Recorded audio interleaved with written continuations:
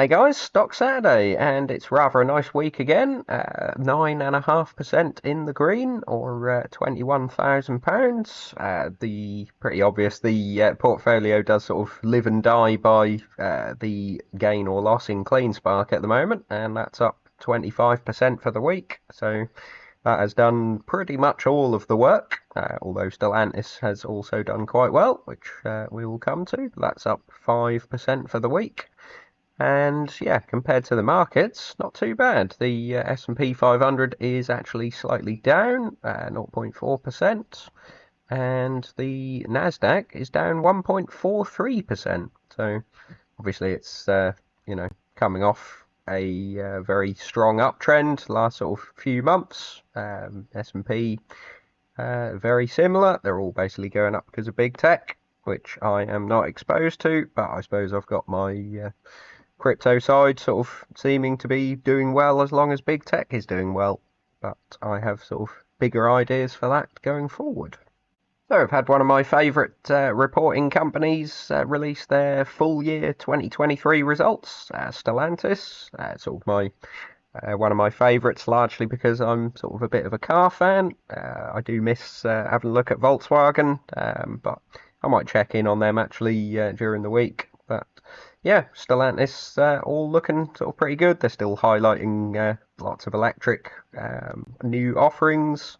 So North America, they're sort of highlighting slightly down market share, certainly down in the US and Canada. Would imagine this is partly because of the Tesla Model Y and sort of various other offerings by other companies. 130 basis points down year on year, but gains in Mexico, so that's quite good. A big increase in plug-in hybrid electric vehicles, which is not really what we want ideally, but it's reasonable still. Number 2 in the US sort of low electric vehicle sales, so that's good, and number 1 in plug-in hybrids. So US are certainly going for hybrids. They're sort of pushing the Ram electric 1500 as well, so that should be hopefully a positive move. A massive truck with a gigantic front end, which isn't really for me, but fair enough. Europe looking pretty good as well, 18.3% market share. Again, sort of a similar amount down to the US. Would think this is, again, Tesla Model Y sort of being number 1. Certainly electric vehicle selling in most months, but yeah, shipments up 188,000 units, so overall the market is up, and yeah, looking good. Number 3 in pure battery sales, so 14.2% market share. That's pretty good. I think a lot of people miss that it's actually more than Tesla. You know, obviously they have the number 1 car, but you know, Stellantis is a big group, so overall they have a higher market share than Tesla, just behind, I believe, Volkswagen Group, and sometimes sort of from one month to another, BMW. They always show sort of them being sometimes behind Mercedes, but I think they are sort of largely plug-in hybrids. They're not really full battery electric vehicles, so yeah, I don't really count sort of hybrids as being top of the tree.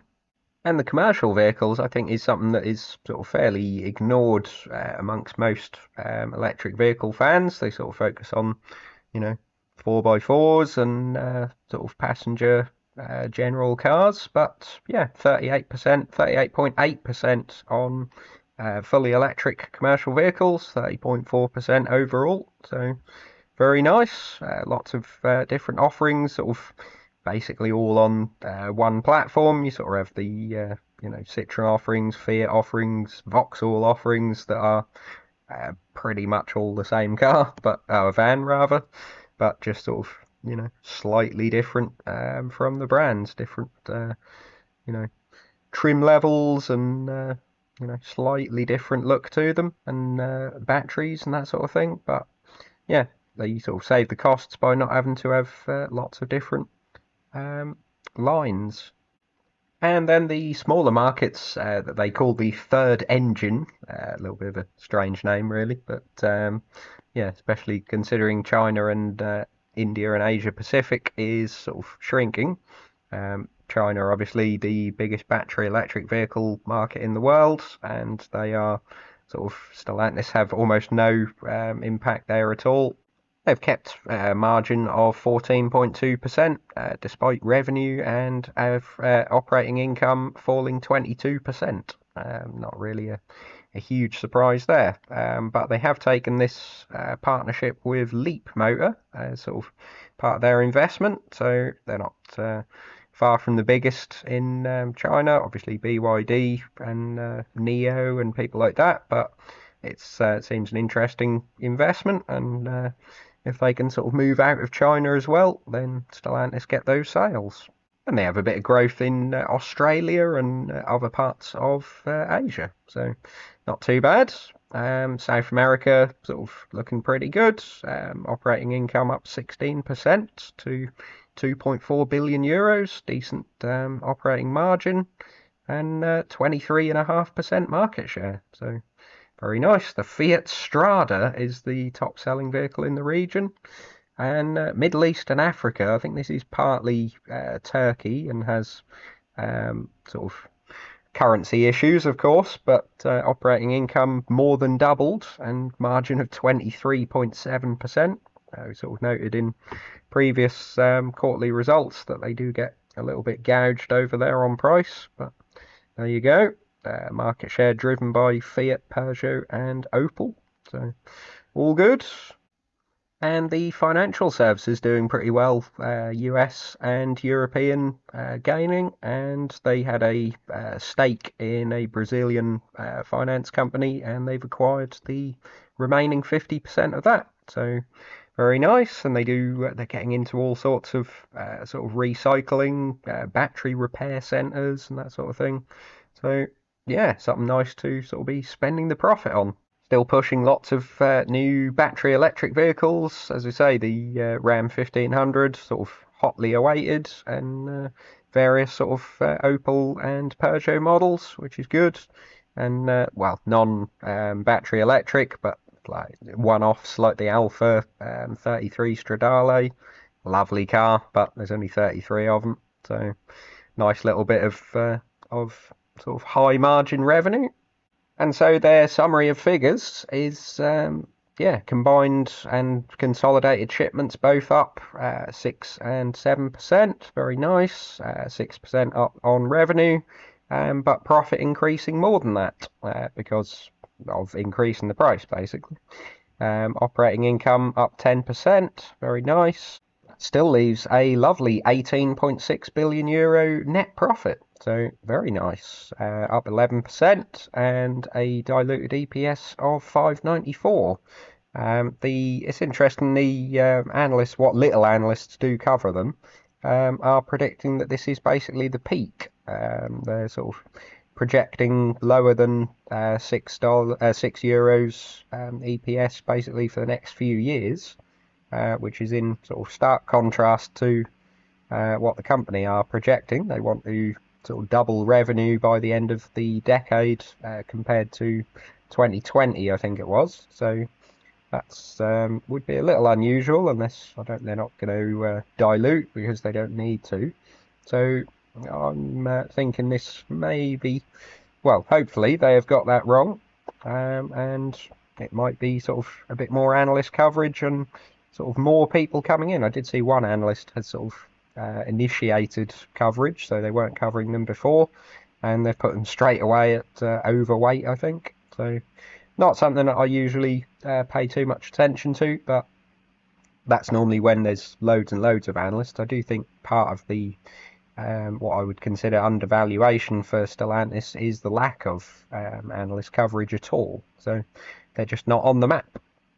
And then what to do with all that money? They've announced €3 billion market buyback program. So that was 1.5 billion last year, and 0.9 billion of purchases from strategic partners. So it looks like that's probably not going to, well, they're unsure whether that's going to happen, so they put around 7.7 billion or more of total returns. So 4.7 billion from a dividend, that's 16% increase. So very nice, and they're calling it an 11% yield if you include buybacks, which is a bit strange. And guidance looks okay. They're not sort of blowing the doors off on their guidance, using sort of the word supportive quite a lot. Supportive revenue backdrop. So I would think it's 5% maybe revenue growth, but margins still pretty good. Double-digit margins, positive free cash flow. But yeah, maybe they need to sort of ramp up a lot of their new battery electric vehicle models. So yeah, maybe 2025 is better than 2024, but we'll see. I do find that they sort of tend to be a little bit cautious and then come out with pretty nice results. I mean, 18.6 billion net profit is perfectly fine by me. And lastly, of course, the debt position. So debt has sort of stayed steady from June, slightly up on last year, but 29 billion euros, not too bad. And then cash has come down slightly from last year and June, 43 billion 600, but financial securities is up. So guessing this is partly their investments and joint ventures, the investment into the Chinese company, and yeah, overall sort of it's a pretty healthy number. They're still obviously investing in upgrading the facilities and that sort of thing. So that's good. And the net position of financial services is up quite a bit. So that has meant net financial position is sort of slightly down, but pretty stable overall. So having a quick look at Stag Industrial, they're not one to sort of fluctuate all that much, and this report is very much sort of more of the same. Looking at their sort of little breakdown that they do, you're looking basically the headline number to look for is core FFO per share, basic and diluted, and both are sort of up 55 cents to 58 cents, so 7.5%, 5%. It's sort of similar growth to what they've been having in past quarters. On the year though, only 3.6%. Obviously, it's being slightly knocked from the rest of the real estate market having a bit of a struggle. The more commercial side, office side, is not doing particularly well, but the industrial buildings do a little better. But yeah, it's not been the best of years. Sort of hoping for better going forward. Although this is quite a small position for me now, but I still hold the Tritax ones in the UK, Eurobox, and Big Box, and American Tower as well. So and Vici, of course, although that's rather different. So yeah, they show net income up and EBITDA and that sort of thing, and I just think that's normally to be ignored with REITs because the depreciation sort of affects these numbers so much, and changes in the value of the properties sort of goes down as profit or loss, which really isn't. So fourth quarter acquisitions were very little, almost nothing really. 2 buildings. $48 million. That sounds a lot, but it really isn't a huge amount compared to the total portfolio. They did 12 buildings worth 204 million in the third quarter, 2 in the second quarter, and none in the first quarter. So it's a relatively small amount of acquisitions. They're saying they have 151 in the pipeline. 3.1 billion's worth of acquisitions, so interesting to see what comes this next coming year. Sold some as well, 108 million euro, 108 million dollars, 10 buildings in total. So they've sold a lot less, well, about a third of what they've bought, and reissuing the leases on sort of not hugely long leases. Sort of one thing you kind of like people like Vici for, with the sort of ultra long leases. But yeah, not something you get with Stag, but still looking pretty good.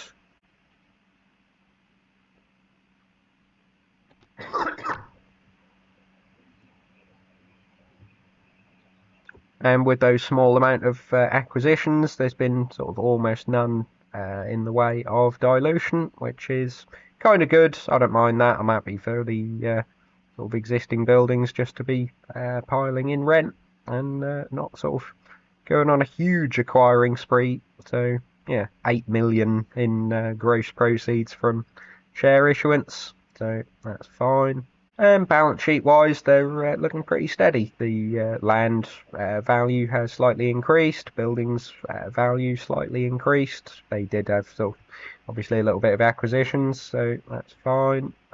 Cash is slightly down. $20 million is quite a low amount of cash, but yeah, fair enough.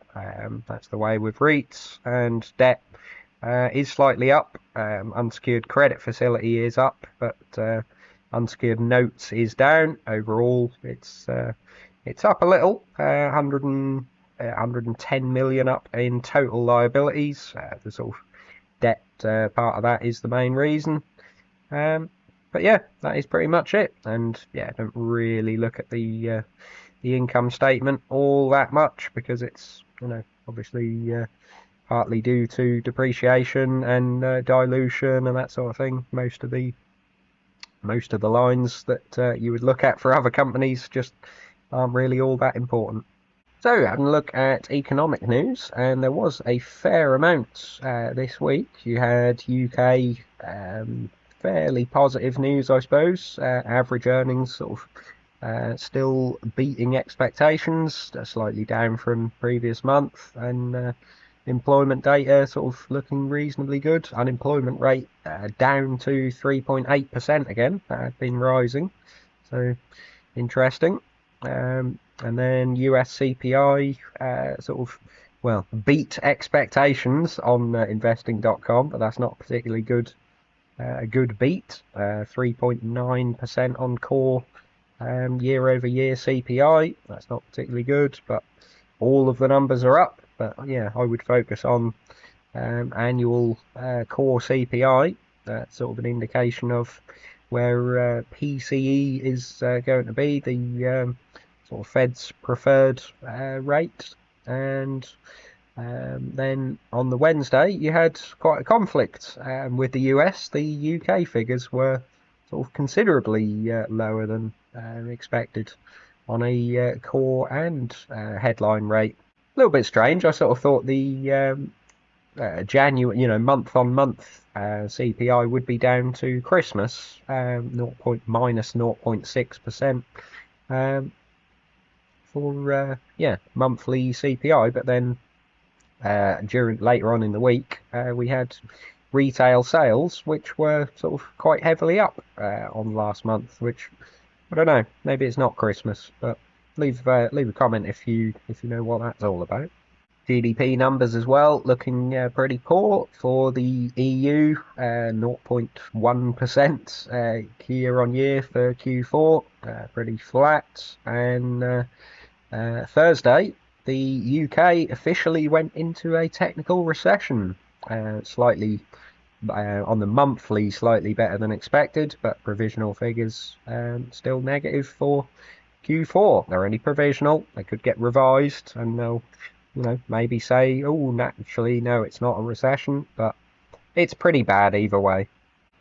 And yeah, that's pretty much it for economic news. As far as the portfolio goes, as I say, not a huge amount of move in anything. Rio Tinto had a reasonably good week, and as I say, Stellantis was up about 5%, so not too bad. Broadcom is sort of trailing off the very highs a little, but still doing quite well. Similarly with TSMC. IMAX couldn't hold the $6 that it sort of pretty much got to. It's hanging around the mid fives now, so not ideal, but still positive on that going forwards. And then, yeah, as I say, Cleanspark was up 25%, so that's where all the gain has come from. And the gold and silver miners sort of not doing a huge amount.